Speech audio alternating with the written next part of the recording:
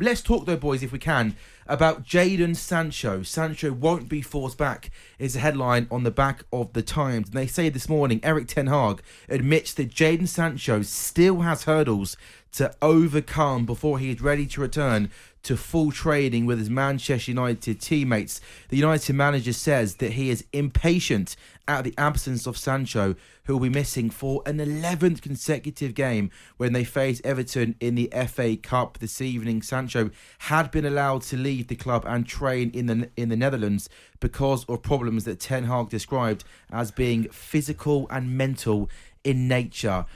Ray, you would have played with a lot of good, young, promising players at your time at Arsenal. I'm sure different players adapt at a different speed, but what do you think is going on here with Sancho? Well, and how big of a shame is it? Such a promising young player just hasn't hit the ground running. It's totally struggling. different to my era because social media. That social media probably wasn't around in the 90s, and it's a situation. There's a lot of pressure on you now as players. Look, you've got to deal with that because you're playing for Manchester United, and it's a real big step up from Dortmund. If I'm being honest, Manchester United, one of the biggest clubs in the world. And if your head's not right, look, at the end of the day, he's a human being. He's a footballer on lots of money, but he's still going to have his problems as well off the pitch, whatever it is. So, Ten Hag is doing the right thing. He's got to make sure he's focused. He's got to be ready to go. Look at Rashford. He had his problems. Yeah. But now suddenly he got huge confidence from the World Cup, coming on for England, scoring goals. Now he's gone back to Manchester United. He's on fire. So Sancho could be similar. It's a difficult one because, we all know how good he is, but he's been struggling with his form at the moment. So Ten Hag has pulled him out of the firing line and said, look, go away and get your head right and then come back, train hard, and then you'll get your opportunity again. It's a problem for United to some extent, Ray, because how long do they give it?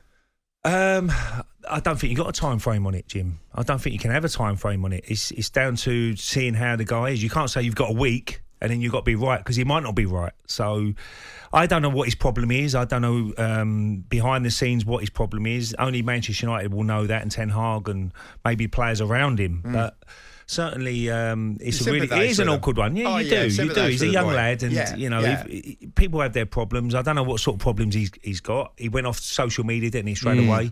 So it must be something to do that. I know when I've had a bad game when I'm playing football. I don't need another 2 million to tell me. Telling you, of course. So maybe he looks at it and he's affected his confidence and his belief, and all that sort of stuff comes into it. What is weird, Sam, is it's a tale of two players, isn't it? It was totally the reverse at Dortmund. In 4 seasons at Dortmund, 54 goals, 67 assists.